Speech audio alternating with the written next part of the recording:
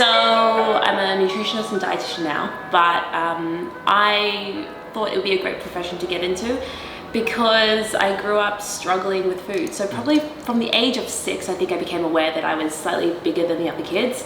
By the time I was like 10 or 11, I stole my mom's calorie counter book and I obsessively started recording everything I ate. Right. And then by the time I was 17, I'd seen 4 different nutritionists who'd given me meal plans, and I was a healthy BMI. Like I was fine. My body was fine. I just thought I needed to be thinner to be healthier, right? And so started this very obsessive relationship with food. And so I ended up dieting for about 10 years.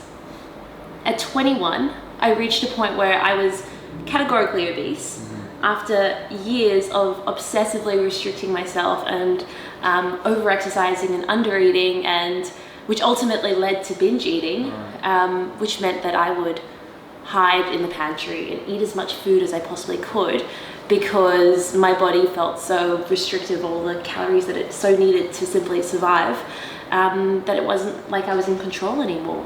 And so I got to this point when I was 21 where I was like, I'm not gonna go on like this. I can't do this. This isn't sustainable. And so I decided, well, I've been dieting my whole life.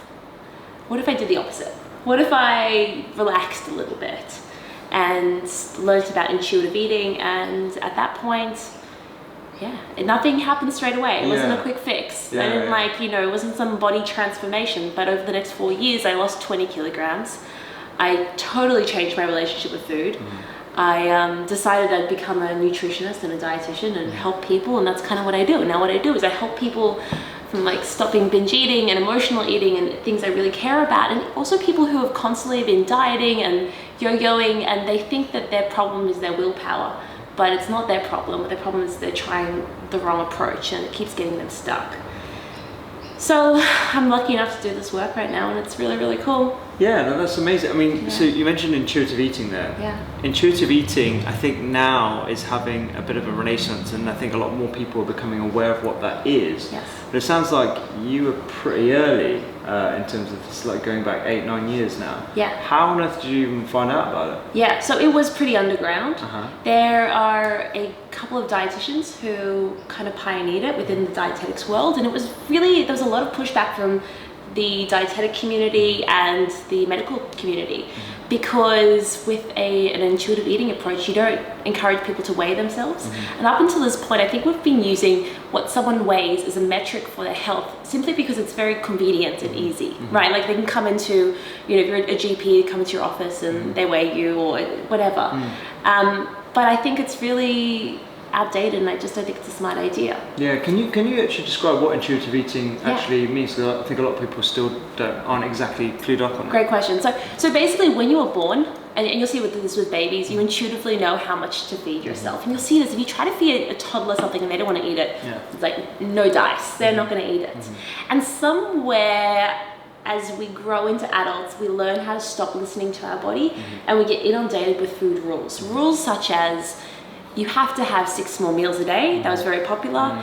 Breakfast is the most important meal of the day, which it is if you're under 18, but when you become an adult, the research kind of patters out there. And even things like you can't have carbohydrates after a certain time. We have so many rules about eating that what we do is we simply stop listening to our hunger.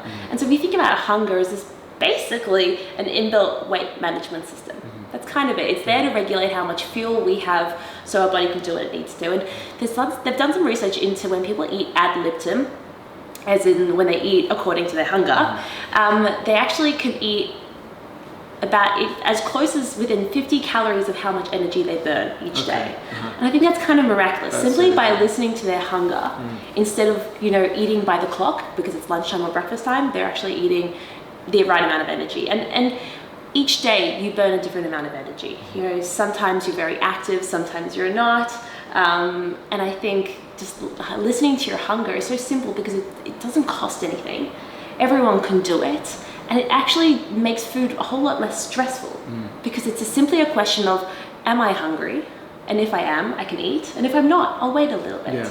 And intermittent fasting is really big at the moment. And it's kind of like when people eat intuitively, for some people, they need to eat regularly. But for other people, they find that they naturally create these really big gaps between eating, which is intermittent fasting. It's just like one kind of way, but without having to have a rule about needing to do it. So I think it's really interesting. Yeah, totally, because I get asked about intermittent fasting quite a bit, and whether I practice it or whether I have eating windows.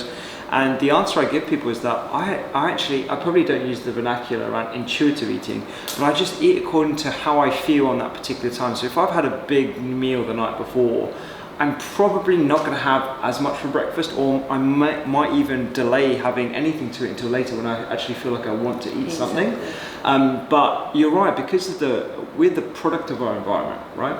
We are the product of the social group that we're part of, how we were raised, the number of memories that we have growing up with food. And I think that determines how we feel around food. And a lot of people have a disordered eating, a disordered relationship with it. Absolutely.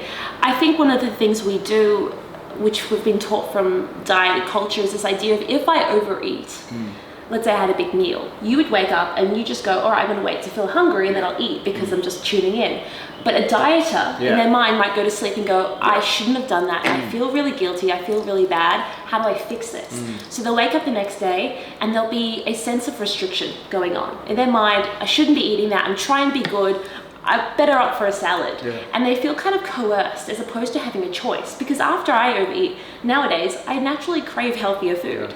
So when we stop putting on those rules, I think we eat a lot more easily and intuitively. And so what happens for this dieter is they end up trying to be good and coming home after a busy day and then eating everything that they can find because they are so underfed during the day. And then we get this cycle that continues and gets people to gain more and more weight. I think what's really important is if people were robots, it would be so easy because I would say you can eat this and you can eat that and like they go on with their day, but humans aren't. And for most people like us, we're really into food. We're really into health. Like it's fun for us. For most people, it's just one more thing that they've got to do in their lives. And so I think for them, as easy, if you can make it easy, if it's not easy, they're not going to do it. They're not going to do anything because it's all going to feel like too much. And I think sometimes in the nutrition world, we have this problem of making things too complicated. And for us, we're like, oh, why don't you just soak some lentils? Well, for us, we would. But for other people, they're like, nah, too hard. I have to sometimes remind myself, and actually I've got a lot of friends who don't really care that much about food in terms of like, going to nice restaurants or trying different recipes and stuff. So it keeps it real for me. And obviously working in the NHS in England, most people don't really eat for pleasure. They just eat for fuel or just because they know they have to. And so I have to remind myself, to create recipes and to create information that is accessible to everyone, including those who don't care about where this particular ginger is from, or whether you should use galangal on this or whatever, or lemongrass, or like the amazing flavors that we have access to. But for someone who had an eating issue early in their life to go into nutrition, that must have been pretty hard for you, right? I had categorically I was diagnosed with binge eating disorder, which was only added to the DSM in 2012. So it was this light bulb moment for me. I graduated from university in 2011. And I was at this point had started recovering. So the thing I had didn't even exist by the time, and then I heard about the new DSM, and I was like, that's amazing. And it clicked on me that I had the most common eating disorder there is. And there's a lot of news about things like anorexia nervosa and bulimia nervosa, but binge eating disorder is this widespread problem. And if you don't know about binge eating disorder, it's categorized by someone who eats huge amounts of food more than once a week for at least 3 months, and they feel pretty out of control when they eat. So like, it's not someone having a block of chocolate and eating the whole block of chocolate. No, like a binge is like, maybe you start with some cereal and you go for like peanut butter out of the jar, or Nutella is another common one, pieces of bread. So often the foods that people binge on are the foods that they're depriving themselves. But sometimes it's things like salads and soups and just food and just trying to get in that sheer volume.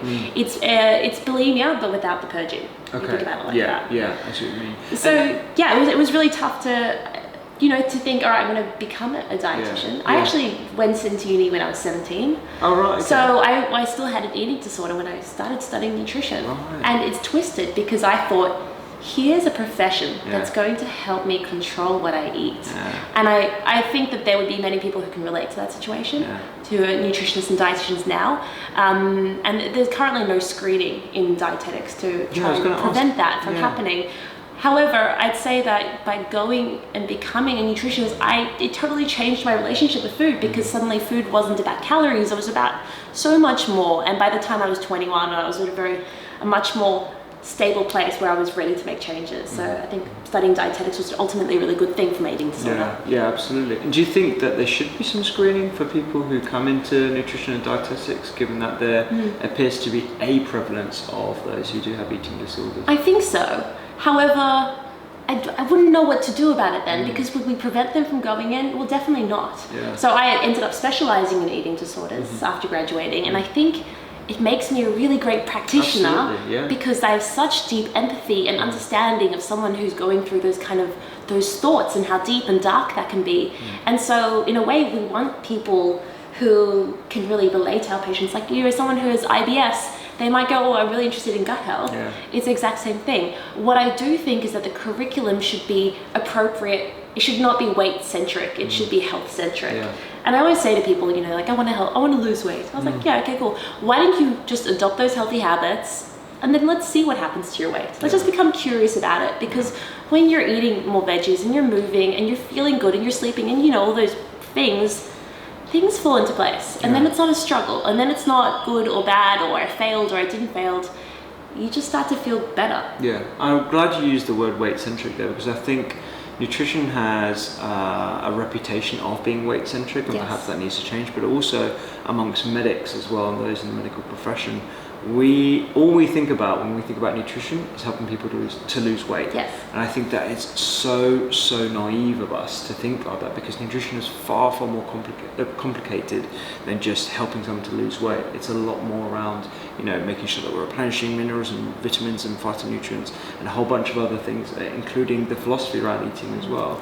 I think if you are a doctor and someone comes into your clinic and you can see that they're obese, it's very tempting to want to talk about that conversation, because, and you kind of end up getting blinders on. I have many patients who will tell me that they've gone to the doctor to talk about something unrelated, let's say it's anxiety or depression, and all their doctor wants to talk about is their weight. And they get completely missed by the person who's meant to be helping them. And I think if we can try and really listen to what's happening for that patient, because sometimes when let's say we sort out the anxiety and depression, we get them working on it, then the weight kind of becomes this non-issue. By focusing more on the weight, we make it into a problem, I think. Absolutely, And so when you're specialized in eating disorders, how do you approach a patient that comes in through the door? Like, is there a process? Are there a few steps, or do you find that everyone is completely unique and you have to kind of rewrite the rule book for everyone? Not that there's a rule book. That would be great.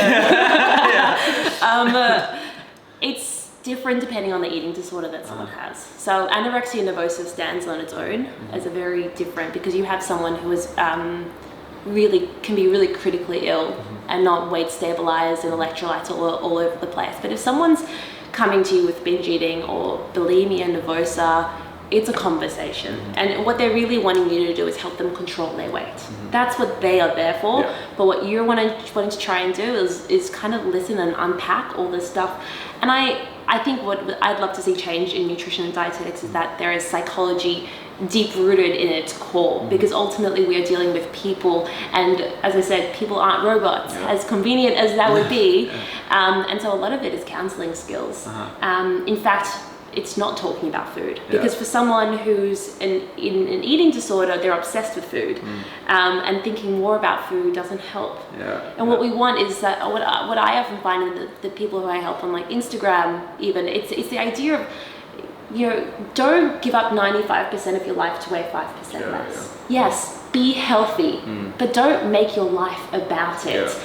Have other interests, find hobbies, do things, be healthy, but it shouldn't control you.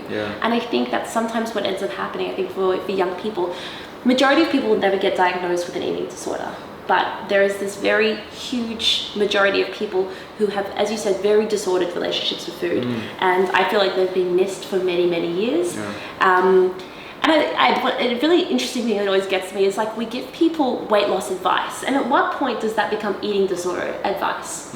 Because if I wouldn't give this advice to someone who already has anorexia, then surely there's a relationship between giving that advice and someone getting more disordered. Yeah. I can't say that, you know, everyone who has an eating disorder started by dieting. That's important to note. Yeah. So I don't believe there is one diet that is better than the rest. Yeah, I don't care what diet people follow. I'm actually not even, I wouldn't even call myself anti-diet. Yeah. I just think you've got to go into a diet knowing what it is and going, can I live on this for the rest of my life? Now, if you say to me, I want to be vegan or keto or intermittent fast the rest of my life and this just works for me, awesome. Great, man. Do it, please. Enjoy. I'm really glad you said that, because I think there is a lot of backlash against dieting, and whilst I understand it is certainly the root cause for a lot of people, a lot of people are doing diets and they're perfectly healthy and actually and happy. And happy. Yeah. Exactly. Good for them. And exactly, good for them. It's kind of like, you know, the body neutrality movement versus body positivity or body negativity or whatever you want to call it. It's not making rules around the rules. It's, do you know what I mean? It's just kind of appreciating that people are different and they respond to things differently.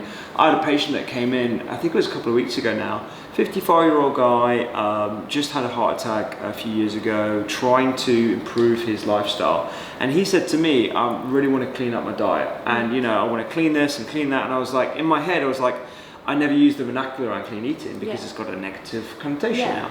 But for this gentleman, it was exactly what he wanted. It was exactly what resonated with him, and he understood it. And I knew that he wasn't at risk of an eating disorder at this point anyway. But if that's the way he wants to look at his diet, and it's working for him as well. Who am I to say, you know what, you shouldn't say clean eating, don't use clean eating, do something else. So like, you know, I think we have to be a lot more appreciative of what works for other people. So really human-based work, right? That's kind of it. It's not. We're not.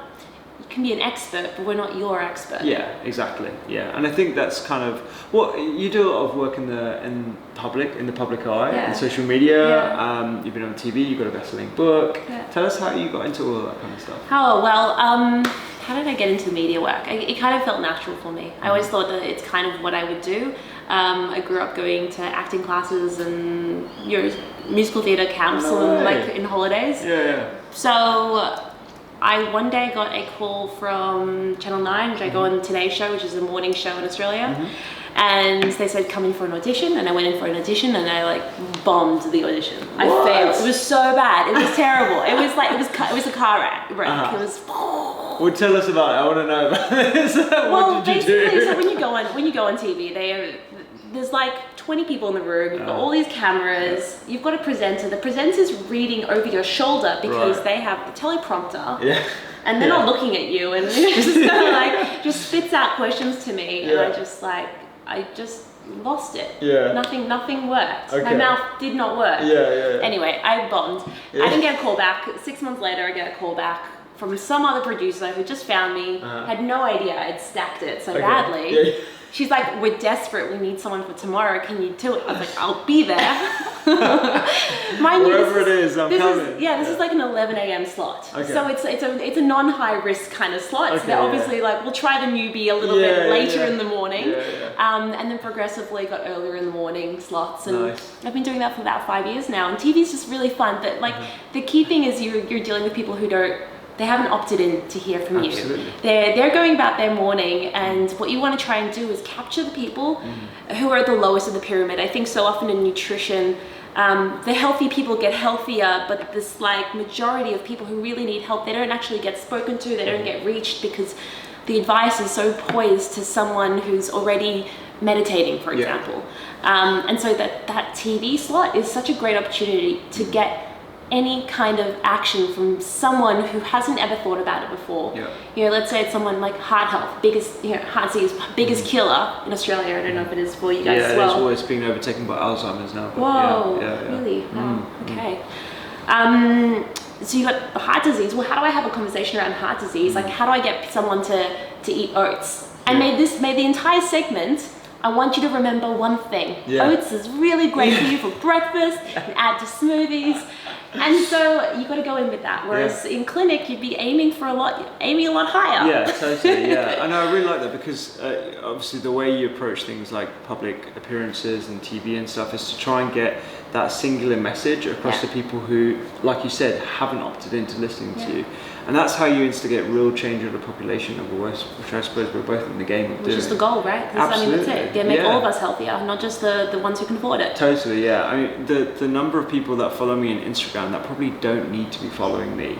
And that's always a sore point for me because I'm like, okay, whilst it's great to have a following, whilst it's great to have like a presence and to have the support, and I wouldn't have written books if it wasn't for that community.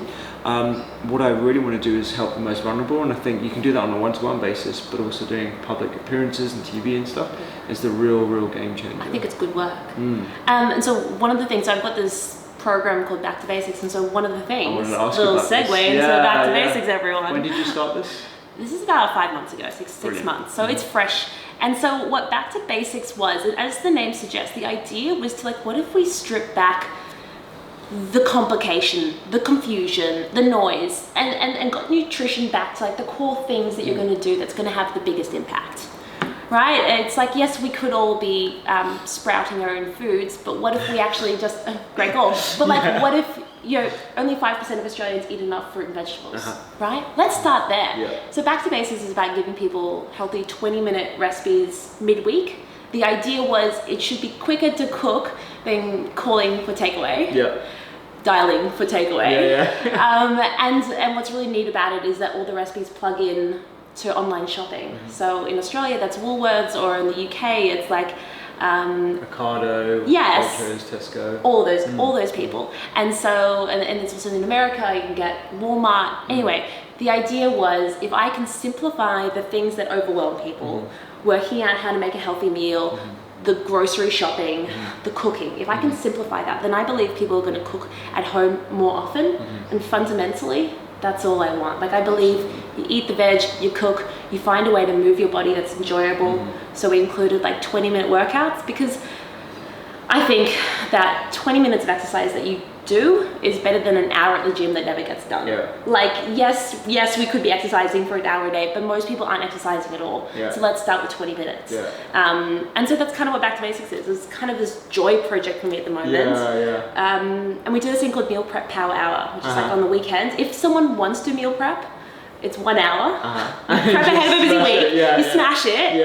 Bam, bam. And so it's like a cooking video, and you get the recipes, and it's just it's a cool thing. It's really cool. And does it appeal to a certain person, Back to Basics? Is it someone, like you said, someone who gets overwhelmed, or? Yeah, listen, it's someone who doesn't want to have to go through a recipe book, who's not that into food that they want to go through a recipe book, who's maybe got like kids at home, they're busy, like they don't have time to have a bath, they don't have time to go for a walk for themselves, they want to reclaim that time, and they want to eat good food, but they don't want to like climb a Himalayan mountain to go get some salt, or they don't want to like, sell a kidney to be able to afford superfoods. Like they just don't care. And so all the ingredients list has to be short. The method has to be short. It has to be affordable, and all the ingredients have to come from a normal supermarket. So no health foods, no weird foods.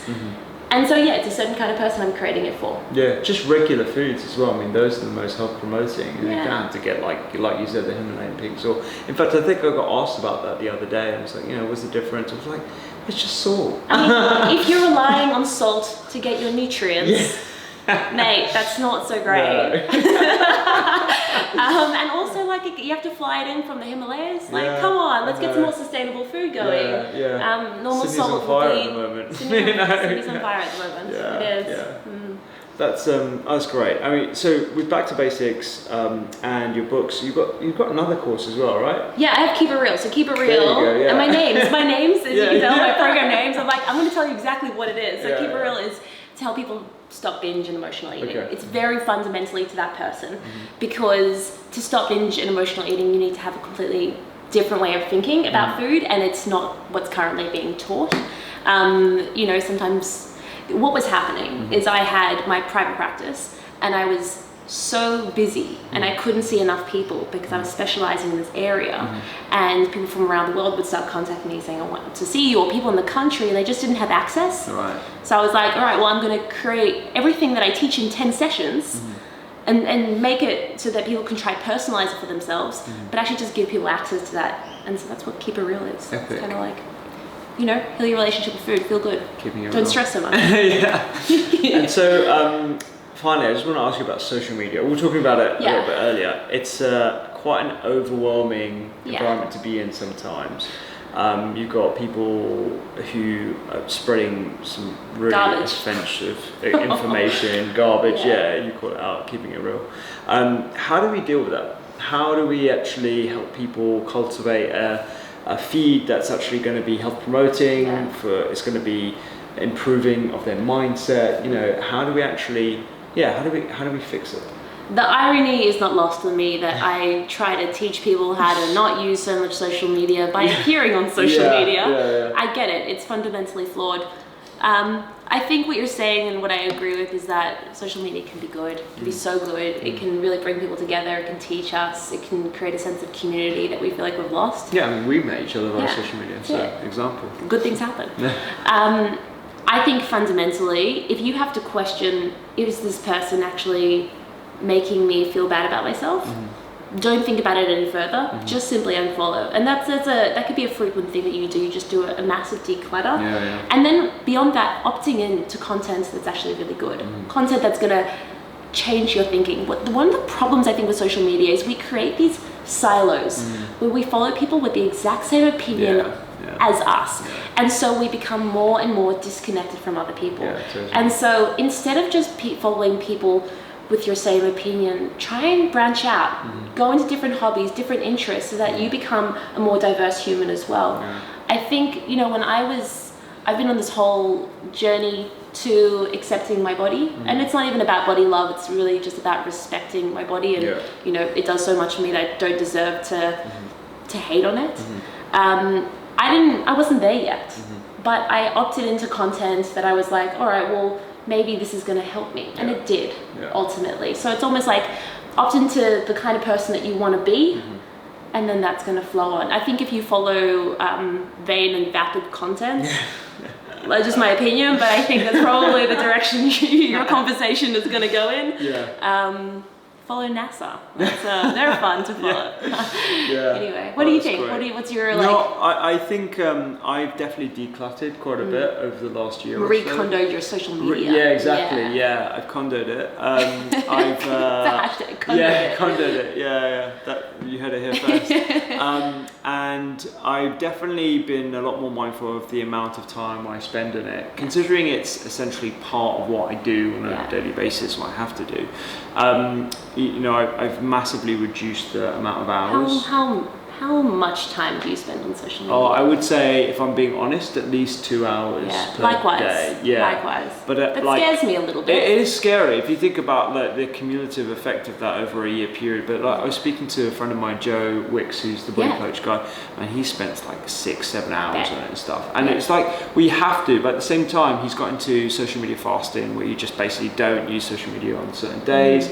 I try not to do it on Sunday. I try to just be. It's like dieting for social media. Exactly, yeah. And I think, you know, maybe that will become a thing, whether it's a negative thing or positive thing, I don't know. But I think it's kind of like respecting the positive attributes of social media, whilst also, you know, reminding ourselves that there is a machine and there is a platform, and the platform is free, thus we are the product. And if you understand that, then you will know you have to limit your use of it, because your information is being mined for the benefit of other people who are making money out of you. And I think there's a whole movement of people going towards cutting out social media completely. And I think if you are a product of the things that you constantly see, it used to be that you're a product of the people you spend the most time with, but now it's who you follow on social media. Yeah, absolutely.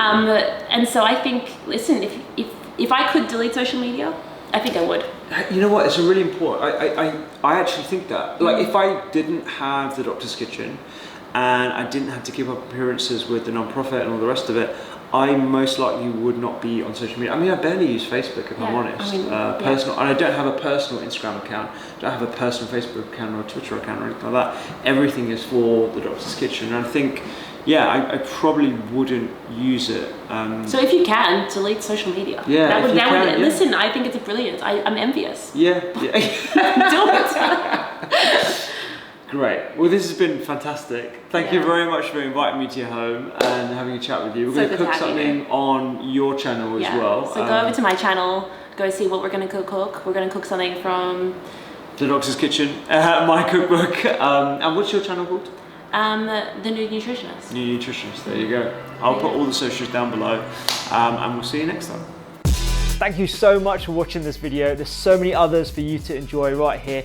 Check out thedoctorskitchen.com, sign up to the newsletter where I give science-based recipes every single week. There's a podcast, there's 2 books, there's loads more content on social media, doctors_kitchen, and I hope to see you there.